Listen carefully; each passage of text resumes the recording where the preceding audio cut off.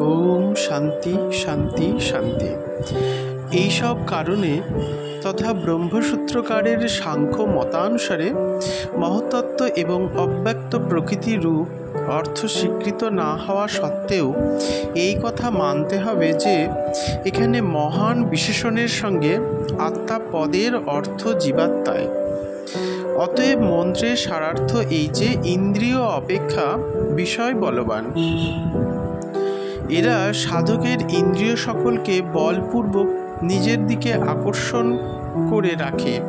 সুতরাং সাধকের উচিত ইন্দ্রিয় সকলকে বিষয় থেকে বলপূর্বক দূরে সরিয়ে রাখা। বিষয়ের থেকে বলবান মন। যদি মনের বিষয়ের প্রতি আসক্তি না থাকে তাহলে ইন্দ্রিয় এবং বিষয় এই দুইই সাধকের কোনো ক্ষতিই করতে পারে না। আবার মনের থেকেও বুদ্ধি বলবান। অতএব বুদ্ধি দিয়ে বিচার করে মনকে আসক্তি দেশ শূন্য করে নিজের বশে আনা চায়। বুদ্ধি থেকেও সকলের প্রভু মহান আত্মা বলবান। তার আদেশ মানতে এরা সবাই বাধ্য। অতএব মানুষকে আত্মশক্তি অনুভব করে তার দ্বারা বুদ্ধি আদি সমস্তকে নিয়ন্ত্রণ করতে হবে। এই মন্ত্রে অব্যক্ত শব্দ ভগবানের ত্রিগুণময়ী দৈবী মায়া শক্তি সম্বন্ধে প্রযুক্ত হয়েছে, যাকে গীতায় দূরত্বয় বলা হয়েছে, যাতে মুগ্ধ হয়ে জীব ভগবানকে ভুলে থাকে। ইনিই জীবাত্মা এবং পরমাত্মার মাঝখানে আবরণ স্বরূপ, যার ফলে জীব সর্বব্যাপী অন্তর্যামী পরমেশ্বর নিত্য কাছে থাকা সত্ত্বেও তাকে অনুভব করতে পারে না। এই প্রকরণে একে জীবের থেকেও বলবান বলার উদ্দেশ্য এই যে জীব নিজের শক্তিতে এই মায়াকে জয় করতে পারে না। ভগবানের শরণ গ্রহণ করলে ভগবানের কৃপা শক্তিতেই সে এই মায়াকে অতিক্রম করতে পারে। অতএব এই মন্ত্রের তাৎপর্য এই যে ইন্দ্রিয় সকল, মন এবং বুদ্ধি এই সকলের উপর আত্মার কর্তৃত্ব। সুতরাং আত্মা তাদের বশীভূত করে ভগবানের দিকে অগ্রসর হতে পারেন। কিন্তু এই আত্মা থেকেও শ্রেষ্ঠ বলবান আর এক তত্ত্ব আছে, যার নাম অব্যক্ত। তাকে কেউ প্রকৃতি বলে, আবার কেউ মায়া বলে। এর দ্বারায় জীব মুক্ত হয়ে তার বশীভূত হয়ে আছে। জীবের তার হাত থেকে মুক্তি পাওয়া দুষ্কর। সুতরাং এর থেকেও যিনি বলবান, মায়ার অধিকর্তা পরম পুরুষ পরমেশ্বর, যিনি জ্ঞান, বল, ক্রিয়া আদি সকল শক্তির অবধি পরম আশ্রয়, তার শরণ গ্রহণ ছাড়া জীবের মুক্তি নেই। যখন তিনি কৃপা করে স্বয়ং এই মায়াকে অপসারিত করে দেবেন, তখনই সেই মুহূর্তে জীব সেই পরমেশ্বরের সাক্ষাৎ লাভ করতে সমর্থ হবে, কারণ তিনি সর্বদা সর্বত্র বিরাজমান। এই পরব্রহ্ম পুরুষোত্তম সকলের অন্তর্যামী, সকল প্রাণীর হৃদয় মধ্যে বিরাজমান, কিন্তু তিনি আপন মায়ার আবরণে সর্বদা অদৃশ্য। সেজন্য তিনি প্রত্যক্ষ হন না। যারা ভগবানের আশ্রয় গ্রহণ করে আপন বুদ্ধিকে তীক্ষ্ণ করে নিয়েছেন, সেই সূক্ষ্মদর্শী পুরুষগণই একমাত্র ঈশ্বর কৃপায় সূক্ষ্ম বুদ্ধি দিয়ে তাঁর দর্শন পান।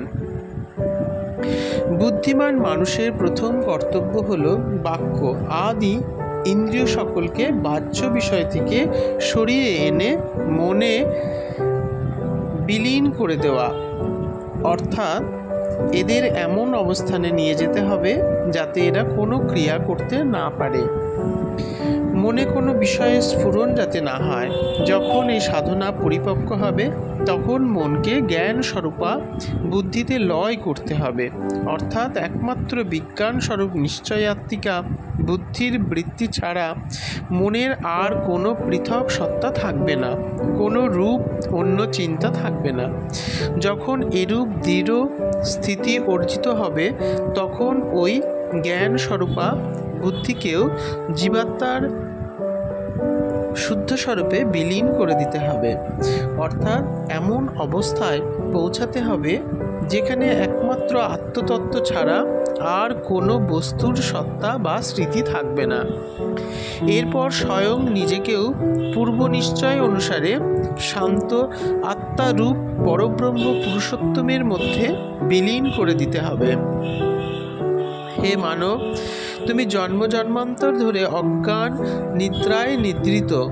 পরমাত্মার দয়ায় এখন তুমি এই দুর্লভ মানবদেহ ধারণ লাভ করেছ। এই দেহ পেয়ে ক্ষণিকের জন্য বৃথা কাল ক্ষেপ করো না, তাড়াতাড়ি সাবধান হও।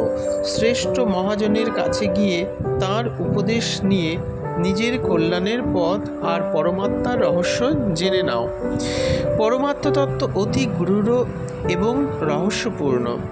তার স্বরূপের জ্ঞান, তার প্রাপ্তির পথ মহাপুরুষের সাহায্য এবং পরম দয়ালের কৃপা ছাড়া লাভ করা কোনোদিনই সম্ভব নয়।